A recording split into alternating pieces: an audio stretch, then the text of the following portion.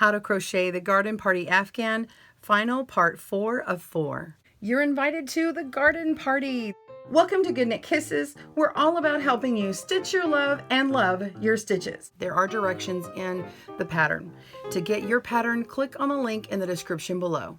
For the final part 4, we're going to be working again with contrast B and C to finish out and complete our square. All right, we're a few short rounds of having a complete square. We're going to be putting on contrast C again, as well as B to finish out the square. We're going to do a round of double crochet and a round of single crochet.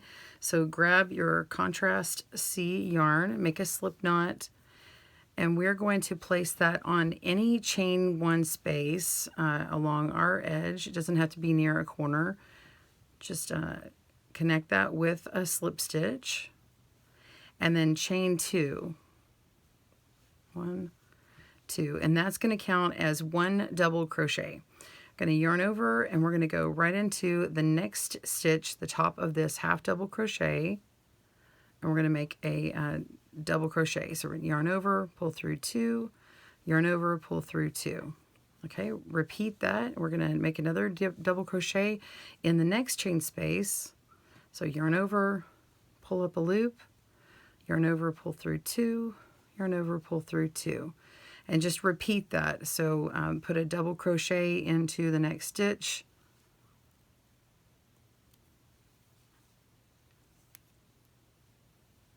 And then a double crochet into the next chain space.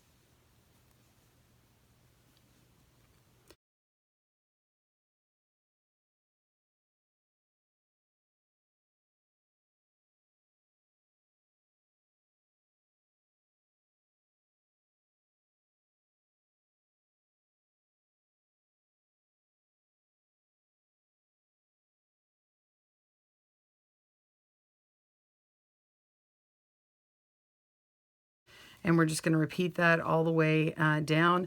Pause your video. I'll meet you at the first corner to show you how to address that. We'll just work all the way up and double crochet into every stitch and chain space, and we'll meet at this last one right before the corner. See you in a moment. All right, so we're at the stitch that's right before. Okay, and we're going to go into the corner. And we're going to do 1 double crochet, okay, and then we're going to make 2 chains, 1, 2, and then 1 double crochet, and this is just in that chain 2 corner space. And then keep going and make a double crochet into the top of that next stitch, and then double crochet into the chain space, double crochet into the top of the next stitch, and into the chain space, and keep going. So just double crochet into every single crochet and chain space across, and only 2 double crochets and then the 2 chains in the corner. So 1 double, 2 chains, 1 double, and that's all you do on the corners there. So keep working on your double crochets and finish this round. I'll pause your video. I'll meet you back up here to join and start the next round. See you soon. All right, I'm on the last double crochet, and now we can slip stitch into the second chain from the beginning here. Go ahead and slip that stitch, and we're going to cut our yarn.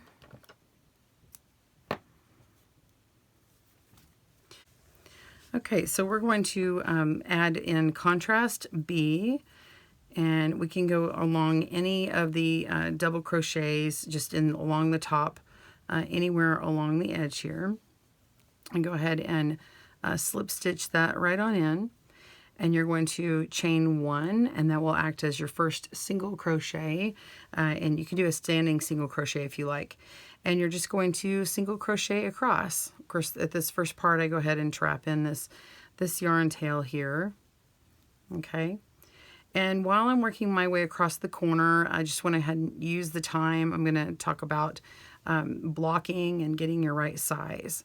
So if you are doing a 12 by 12 square, you want to get it right to that 12 by 12 to ensure sizing. You'll want to, after you finish this round, kind of stretch it out and hand block it. And you can even go ahead and wet block it and weave in your tails and take your measurement and see if you're at the 12 inches. And if it's just a little bit shy of that, you can add in one more round of single crochet in this same color.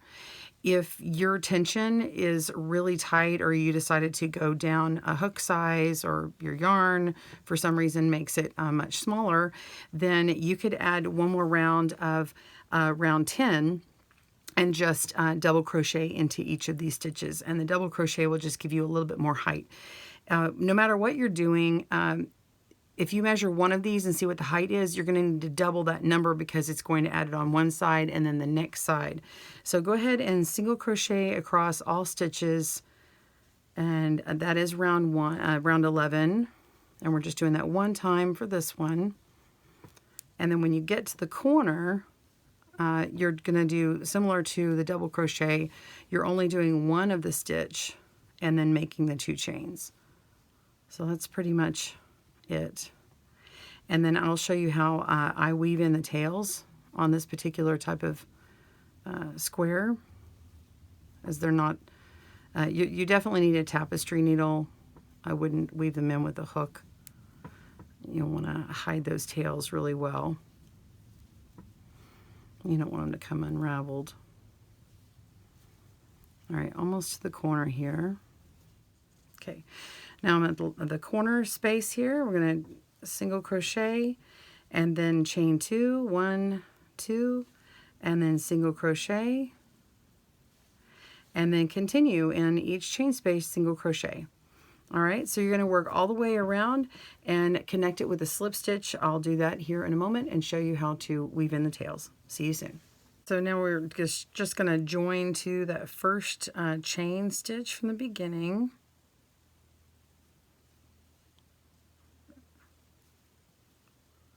And then slip that, and then cut our yarn. And then now you can go ahead and block it and then weave in your tails, or block it with your tails woven in. And then I like to use a bent tapestry needle for weaving in my ends. And let's just go back to one of these back here. And you can see how I'll get this in here. So I'm not going to do all of them. I'm just grabbing one, for instance. And what I do is I work my yarn back through some of these stitches right to the middle, and go into this stitch here. Okay, and come up, and then I go down through a full stitch. Like this is a treble, so I'll go down through a stitch, kind of working my way through the stitch in the same color. And then where this little join is down here, then I would just go through here and go back up and come down and work my way through those stitches.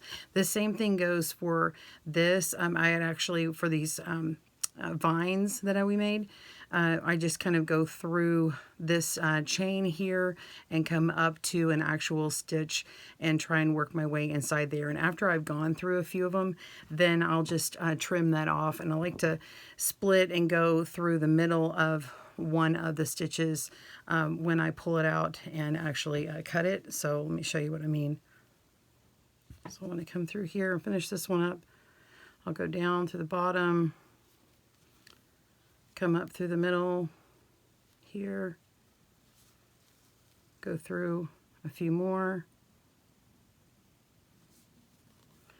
and I'm coming to the end of my yarn here, so I'll just go ahead and finish it up this way. So I'm going to come back, and then you just pull it right on through, and then when you want to finish off, you can go through again, another one, and kind of take it through the middle of one yarn and split it, and then just cut it. And there you go. And it disappears.